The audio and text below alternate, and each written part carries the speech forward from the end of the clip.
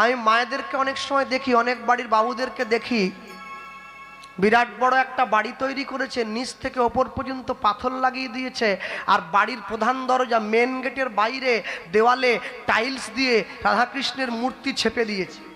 ছাপে না? অনেক বাড়িতে আছে। যখন প্রচণ্ড জোরে ঝড় আসে, বাড়ির ছেলে মেয়েগুলোকে নিয়ে ঘরে ঢুকে দরজা বন্ধ করে দেয়, আর বাইরের দেওয়ালে যে রাধা গোবিন্দের ছবিটা চিটকানো হয়ে আছে, তার উপরে ঝড়, জল, ধুলো, বালি, কাদা। ওহ, কি ভালোবাসে ঠাকুরকে, কি ভালোবাসা! আহা, এ ভালোবাসা গাছেও ধরে না, তলাতেও পড়ে না।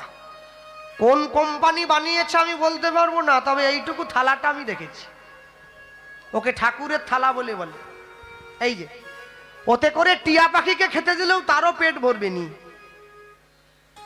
আর এইটুকুনি গেলাস, এই যে আমার বুড়ো আঙুলের মতো, এক গ্লাস জল দেয়, দুটো নকুল দানা দেয়। নকুল দানা নয়, ও সব নকল দানা, সব নকল, সব নকল। দুটো নকুল দানার দাবি তো শোনো। ভিজে কাপড় পরে গলায় গামছা দিয়ে দুটো নকুল দানা গিয়ে ঠাকুরের কাছে লম্বাইয়ে শুয়ে পড়ি। বাড়ির মালকিন শুয়ে পড়ে চাইছে, আমার কালো মেয়ের মাস্টার জামাই, আর চাইবেনি মাস্টার জামাই, যাই হোক তবু চায়, হ্যাঁ, কালো মেয়ের মাস্টার জামাই খুঁজে দাও, আমার স্বামীর বেতনটা বাড়ি দাও, 3 তলা বাড়িটা 4 তলা করে দাও, আমার ছেলে গত বছর 150 পালা গান যেন 200 পালা হয়ে যায়। ভগবান বলে, ওরে আর চাস নি,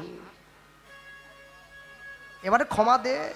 দুটো নকুল দানার দাবি যদি এই জায়গায় নিয়ে যাস, তাহলে মাথা বেঁচে গেছে, আমাকে টক দই দেয় নাই, তাহলে হয়তো বলে বসবে আমাকে রাজ্যের মুখ্যমন্ত্রী করে দাও। ভগবানের কপাল দেখো, এক বাটি টক দই পাওয়ার জন্য ঠাকুর ছাতা মাথায় দিয়ে রোদে বেরিয়েছে, মাস্টার জামাই খুঁজছে। কেন? ভক্ত আমাকে বলেছে টক দই দেবে। ওরে ভালোবাসা! হ্যাঁ, ঠাকুর রাখার জায়গা নেই, বাড়ি কমপ্লিট হয় নাই, চিলাকোটাতে ঠাকুর তুলে দিয়েছে, বাড়ি তো ফিনিশ নয়, উপরে টিন দিয়ে ঘেরা, 41 ডিগ্রি বৈশাখ মাসের গরমে ঠাকুর জ্বলিয়ে যাচ্ছে, নিচে বাড়ির লোক এসিতে ঘুমোচ্ছে, ঠাকুরকে জ্বলিয়ে যাচ্ছে, তুমি ঠান্ডা ঘরে, তুমি সংসার জ্বালায় জ্বলিয়ে মরবে। আস্তে শিবাসঙ্গন কোনটা? পৃথিবীর প্রথম পঞ্চায়েত অফিস, যেখান থেকে সমস্ত নিয়ম কানুন চালু হয়েছে। পৃথিবীর প্রথম পঞ্চায়েত অফিস, যেখান থেকে হরিনামের বন্যা সারা জগৎ মাঝে ছড়িয়ে পড়েছে। আস্তে একটা কথা মনে রাখবেন, জগাই মাধাইয়ের মতো দুটো মাতালকে নিতাই চাঁদ যখন হরিনাম দিতে গিয়েছিল, জগাই মাধাই দাঁড়িয়েছিল, হরিনাম যখন দিতে গিয়েছে, জগাই কিন্তু নিতাইয়ের কপালে মারেনি, মেরেছিল মাধাই। কি দিয়ে মেরেছে? মদের হাঁড়ি দিয়ে। যা মেরেছে, কপালটা ফেটে গেছে, দরদর করে রক্ত গড়িয়ে পড়ছে। তারপরে নিতাই চাঁদ কি বলেছিল? মেরেছিস কলসির কানা, তা বলে কি প্রেম দেব না?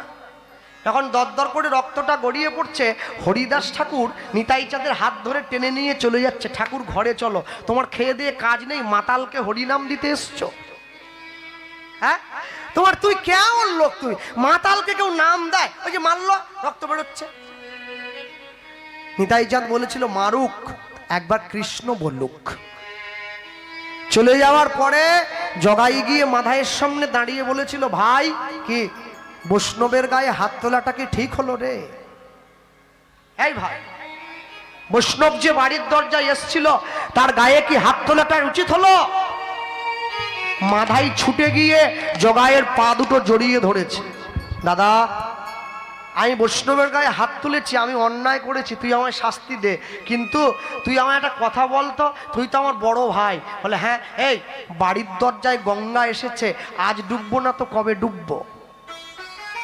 পয়সা খরচা করে বাবুঘাটে গিয়ে ডুববো? মানে তুই কি বলছিস? হ্যাঁ, কান টানলে মাথা আসে, শুনিসনি? হ্যাঁ, নিতাই চাঁদের কপালটা ফাটিয়ে দিয়েছি মেরে, মহাপ্রভুকে জানিয়ে দিয়েছি, নবদ্বীপে এখনো দুটো পাপী পড়ে আছে, তুমি উদ্ধার করবে কবে?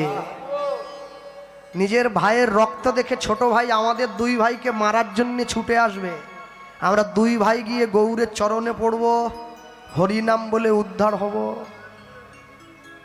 জগাই মাধাইয়ের মতো মাতালের চেতনা হয়ে গেল, আমার মতো সংসারী মাতালের চেতনা হয় না। যে দেহ আপন জ্ঞানে যতন করো রাত্রি দিনে, সাজাও কত ভূষণ আবেশ, পরমাত্মা ভগবান যেদিন হবে অন্তর্ধ্যান, শৃগাল কুকুরের ভুক্ত অবশেষ। হরি বল।